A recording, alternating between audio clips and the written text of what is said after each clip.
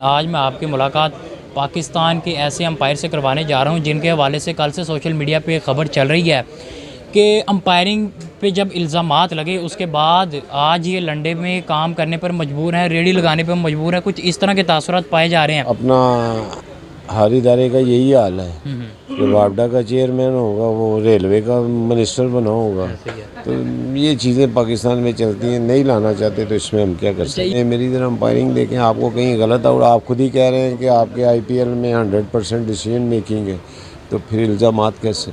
लंडा ये बहुत बड़ा बिजनेस है इस वक्त दुनिया का। ये जो दुकानें इधर है ना, ये 2-2 करोड़ रुपए की दुकानें हैं माशाल्लाह, और इन पे जो आप ये पाकिस्तान का सबसे बड़ा इंपोर्ट भी है। अस्सलाम वालेकुम नाज़रीन, पाकिस्तान स्पेशल के साथ आपका मेज़बान हैदर अली हाज़िर खिदमत। नाज़रीन, आज मैं आपकी मुलाकात पाकिस्तान के ऐसे अंपायर से करवाने जा रहा हूं जिनके हवाले से कल से सोशल मीडिया पे खबर चल रही है कि अंपायरिंग पे जब इल्ज़ामात लगे उसके बाद आज ये लंडे में काम करने पर मजबूर हैं, रेडी लगाने पर मजबूर हैं। कुछ इस तरह के तासुरात पाए जा रहे हैं। आज हम इनसे बात करेंगे कि और इनसे पूछेंगे कि क्या माजरा था कि आप पे इल्ज़ामात लगाए गए, उसके बाद आप मंजर आम से गायब हो गए, और ये जहाँ पर इनकी शॉप है क्या ये इनकी अपनी है, क्या ये मजबूर हुए हैं या ये इनका कारोबार है। अस्सलाम वालेकुम। वालेकुम सलाम। कैसे हैं आप? आप सारे गलत कॉन्सेप्ट लेके आ गए अपना। एक तो आपने मेरी अंपायरिंग को बड़ा इजी लिया है, अच्छा, फिर आपने ये कारोबार को भी बड़ा इजी ले रहे हैं कि अगर आपको पता चल जाए ना ये दुकान कितने की है और इसमें माल कितने का पड़ा हुआ है, साथ वाली मेरी दुकान कितने की, तो आप फिर लोगों को बताएं।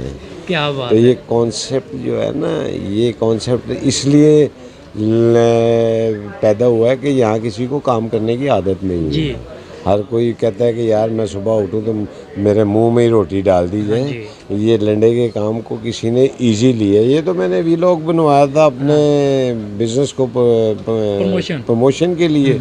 वो जब वायरल हुआ है तो सब ने ये पता नहीं हुई है सदर वो लंडे में क्या कर रहे हैं। तो ये लंडा ये बहुत बड़ा बिजनेस है इस वक्त दुनिया का। ये जो दुकानें इधर है ना, ये 2-2 करोड़ रुपए की दुकानें हैं माशाल्लाह, और इन पे जो आप ये पाकिस्तान का सबसे बड़ा इंपोर्ट भी है। आप इसको भी जेन में अच्छा, रखें। कितनी देर होगी आपको ये काम करते हुए? मुझे 35 साल हो गए ये काम 35 साल करते हो हैं और गए। मैं 35 साल से ये काम कर रहा हूँ। तो सही। ये इस क्रिकेट का तो मुझे ख्याल भी नहीं था, क्रिकेट अंपायरिंग का, जब से मैं ये काम कर रहा हूँ। क्या बात है। अच्छा, आपके बारे से एक ये भी बात कही जाती है कि 5 IPL किए हैं, उसमें एक भी डिसीजन आपका गलत नहीं हुआ। करेक्ट, तो ये किस बिल्कुल तरह कर लेते थे आप? भाई ये अंपायरिंग की क्वालिटी थी। फिर आपको वर्ल्ड 1, 2, 3 में कैसे रखा जाए। अगर आपको ये स्पेशल चीज़ पेश करेंगे अपने काम को तो आपको टॉप पे रैंकिंग में लाया जाता है ना।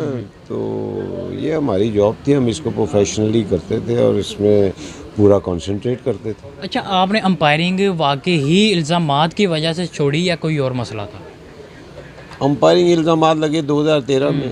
2012 में मेरा वक्त टीवी में हाफिज़ इमरान के प्रोग्राम गेम बीट में मेरा इंटरव्यू सुने, जी, बल्कि लोगों को भी एक उसका क्लिप दिखाएं जिसमें मैंने क्लियरली अनाउंस किया था कि मैं 2013 के बाद अंपायरिंग नहीं करूंगा और ICC के साथ मेरा कॉन्ट्रैक्ट भी 2013 में तो जो लोग ये बातें करते हैं कि जी स्कैंडल की वजह से अंपायरिंग छोड़ गए हैं, उसको क्या कहना उनको चाहिए? ICC का नोटिफिकेशन दिखाएं, सही, निकाल के ICC की वेबसाइट पे जाएं कि ICC ने क्लियरली 2013 में जब ये आए थे तो उन्होंने कहा था कि असद रऊफ़ की रिटायरमेंट का ये इश्यूज़ के साथ कोई ताल्लुक नहीं है। तो ये चीज़ें ना इनको इन्वेस्टिगेट करना पड़ता है, उसके बाद पब्लिक को दिखाना तो पड़ता वो है, कहा तब जाता है। पब्लिक तो मानती है। इंडिया की तरफ से जब आप पे इल्ज़ामात लगाए गए थे तब आपने किस तरह का, यानी कि आप पे बर्डन तो आया होगा, आप परेशान तो हुए होंगे?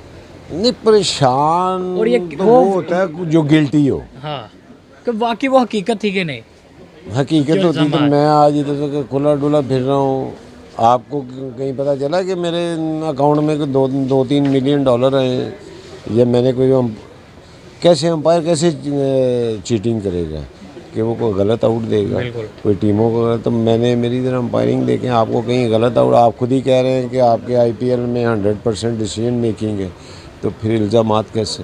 सही, या तो मैंने किसी टीम को जितवाया है, मैंने कोई पैसे पकड़े हैं, तो फिर तो इल्ज़ाम साबित होता है। अगर ऐसा कोई आया ही नहीं तो ये स्टोरियाँ टेलीफोनिक राब्ते में जोड़ के तो आप स्टोरियाँ बना के तो पेश कर रहे हैं। तो वैसे भी इंडिया से कभी खैर की खबर नहीं आती पाकिस्तानियों के। भाई मैं 57 की एज में रिटायर हूँ, मैं कोई छिले में रिटायर नहीं हो गया।